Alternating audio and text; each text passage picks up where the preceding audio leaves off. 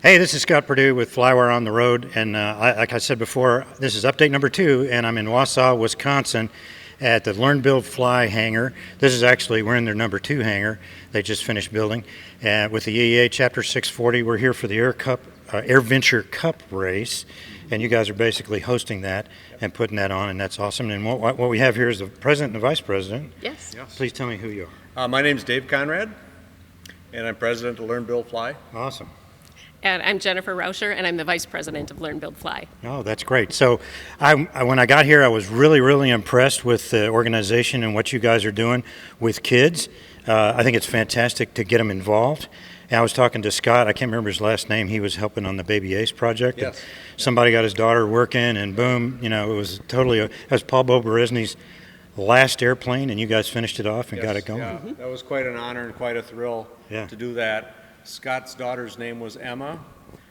She was a little girl. She's about 12 years old when she was working on that project, and she always wanted to dig in and get something done.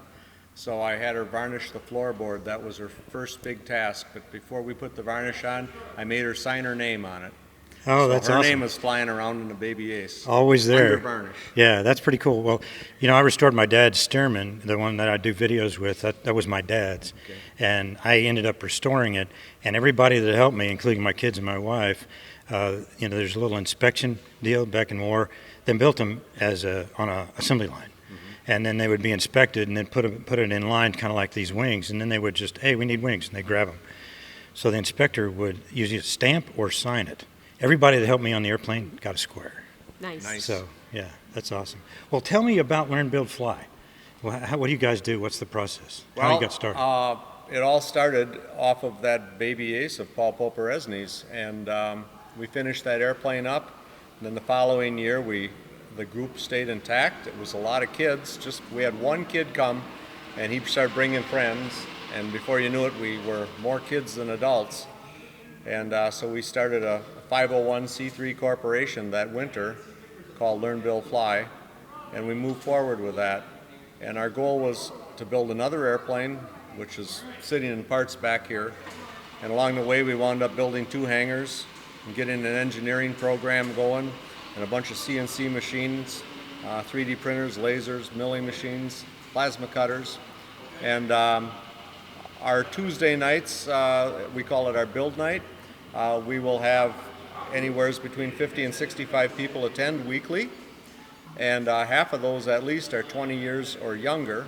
A lot of them are young teens, and it amazes me every week the talent that they have as far as being able to design parts, run them to one of our computer-enabled machines to build.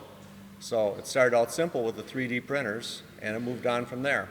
We've made a lot of jigs for building our airplanes on those machines, and a few finished parts for our airplanes on those machines. All of our ribs have got laser cut gussets and all that, all designed by the kids. And we'll take the extra time to let them get done. Yeah. This is, by the way, Dr. Jennifer Rauscher. And Dr. Rauscher is head of secondary education in the Wausau School District. So she knows a lot about learning. She knows a lot about directing kids. We talk a lot about directions and paths we should go in the future. Well, that's awesome. So tell me how I imagine that you really had a big hand in designing how the programs are involved, how the kids get involved in what they do. Well, actually, I lucked into this as a mom first. It was 2 years ago, we had moved to the Wausau area, and like so much of the world, still dealing with all the aftermath of COVID, and so try to find a place for our kids to connect to anyone else, any people. And a neighbor said, hey, have you heard about Learn, Build, Fly? Yeah. And so my kids at that time were middle school and high school, and we came one Tuesday night and we were hooked. So we started coming back every Tuesday as a family, and my son did a small engines class. My daughter got really involved in 3D modeling because she had some background there, and they both started working with our master machinist on projects. And so just because we were here every week, I got to know Dave, I got to know some of the other board members, and I would say our group functions on everybody learns, and then everybody shares whatever they're learning or their talent is. So I could bring in some of the education pieces. I could bring in some of the community connections. I didn't know anything about airplanes other than that I liked them, but I had other skills. So really, it's between our 640 chapter and Learn, Build, Fly, we just have so many different opportunities for kids to get involved. And we've drawn a lot of talent out of the community. Like she just said, we have a guy that comes out here that's a master machinist. We've got several people that were big in the engineering world in Wausau here. Green Neck Fan Corporation, 3M Corporation, and several others. And they've seen the benefit of investing for the future of the community and the young kids, to aspire them to be something more than they ever thought they could be. Yeah, and get their hands on something instead of just looking at it on YouTube or on a video or punching a text out on their phone or whatever it is they do. So our son did awesome. The small engines class last winter, and when we were driving home after the first night, he said, "Mom, why can't all school be like this?" And so I think we find ways for kids to really find their own niche and get excited. We've got several young girls who are learning to weld. And it started with one of them, with one of our volunteers who had the expertise. He showed her, and a couple Tuesdays later I look, and she is now teaching 2 other of the younger girls.